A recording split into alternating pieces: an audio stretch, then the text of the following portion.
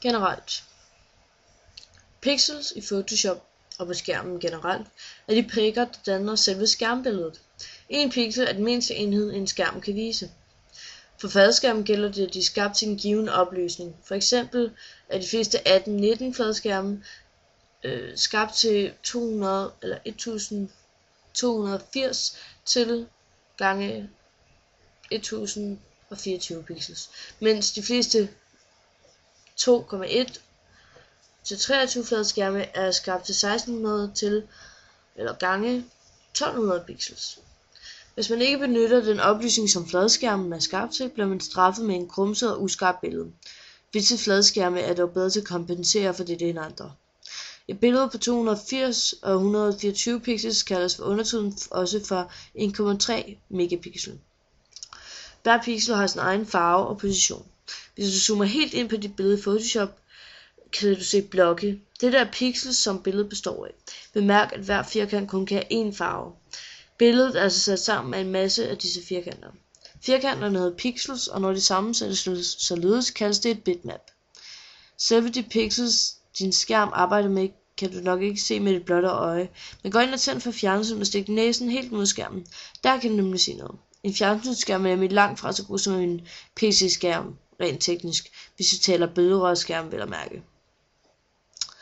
DPI og PPI, løgne og bedrag.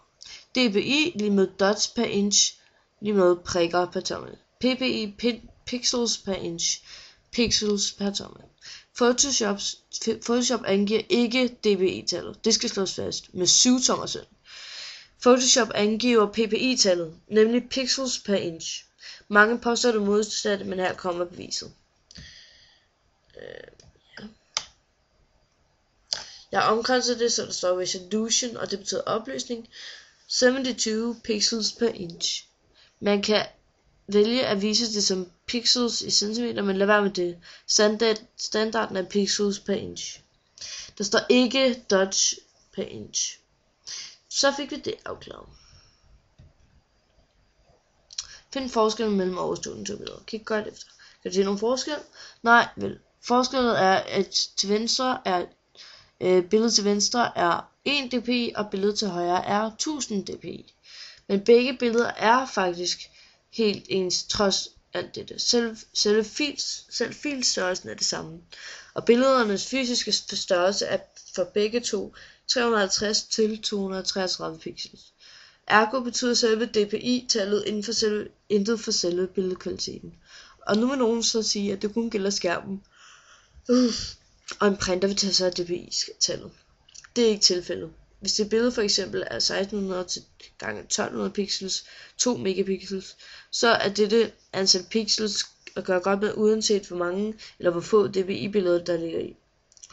Nutidens printer og fremkaldermaskiner gør ikke brug af DPI-tallet. Det er maskinen i forvejen sat til at printe ud ved en given størrelse, f.eks. 13 x 10 cm.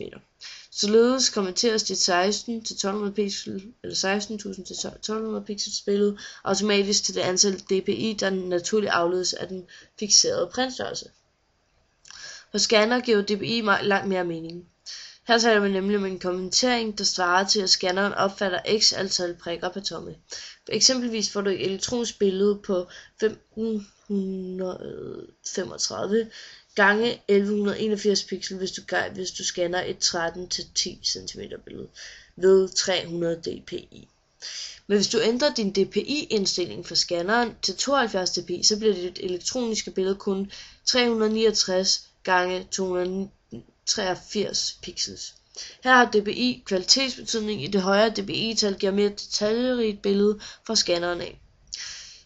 I visse DTP Desktop Publishing programmer giver DPI-tallet også mening at bruge. Hvis du arbejder med A4-ark og vil indsætte et billede, så kan du med fordel ændre på billedets PPI-tal. Ja, du læste korrekt. Pixels per inch, ikke dots per inch. Og indsætte billedet med dette tal. Således at ved billedet fremstår, som det ses, kun fylder de 13 til 10 cm. Det må være dit A4-ark, men stadigvæk har sin høje opløsning. Og her afledes DPI-tallet korrekt. Det man har brug for ved fremkaldelse af billeder er ca. 200 til 220 ppi. pixels per inch. Uanset hvor meget fotohandlerne råber efter 300 ppi, kun til rastertryk ved et højere ppi-tal giver mening, og så alligevel ikke. Dit billedes kvalitet er stadig kun betinget af dets dimensioner angivet i et antal pixels. I Photoshop kan man dog vælge ganske enkelt at afrette sit billedes ppi-tal, men kommer der noget godt ud af det? Du har et 2048 x 1500 til 36 pixels billede, 3,1 millioner pixels. Dit Photoshop viser, at det er gemt i 72 ppi. Du har det fremkaldt i 13 gange 9,75 cm. Du hørte, at 300 ppi er godt til fremkaldelser. Du vælger at sætte tallet op fra 72 til 300 Photoshop. Du får nu et billede på 8533 gange 6400 pixels i 300 ppi. Du får et helvedes besvær med at uploade det store billede direkte til den fotohandler, og muligvis afviser serveren der, fordi billedet er for stort. Du vælger et hårdere JPEG-komposition, for hvor og magt skal dette billede fremkaldes. Du modtager et par dage senere et svært grimt billede på grund af den kraftige JPEG-kompression, der giver jitters og farvefejl. Men hvorfor alt det ståhej? Dit billede i 2048 gange 1536 pixels ved 72 ppi var jo perfekt. Ved 13 gange 9,75 vil du faktisk komme over på 400 ppi, hvis blot du havde sendt det afsted som det var. Det er det dobbelte af, hvad det egentlig er nødvendigt, for som sagt 200 til 220 ppi er alt rigeligt. Mere om ppi. Når et billede skal printes ud, så duer det ikke, at man bare siger, her er nogle pixel, print du bare løs. Printeren skal jo vide, hvor mange pixel den skal sætte per fysisk måleenhed, og man har altså valgt denne måleenhed officielt skal være tommer. Til internettet bruger man oftest 72 ppi. Det er fordi man formoder, at folk sidder med gamle 14 tommer skærme, men i dag nærmer vi os nok nærmere de 96 ppi. Til print er 200 til 220 ppi ofte rigeligt, på trods af underrygter, der påstår, at 300 ppi er et krav. De bedste fremkaldermaskiner nu om dage kan højst give dig dine billeder i 200 til 220 ppi, så der er ingen point i at benytte 300 ppi. Sådan installeres ppi-tallet korrekt i Photoshop, og det behøver vi ikke. PPI-beregner. Klik her for at beregne antal ppi ud for ønsket udskriftstørrelse og forhåndværende opløsning. Og det her, det var så grundlæggende omkring pixels.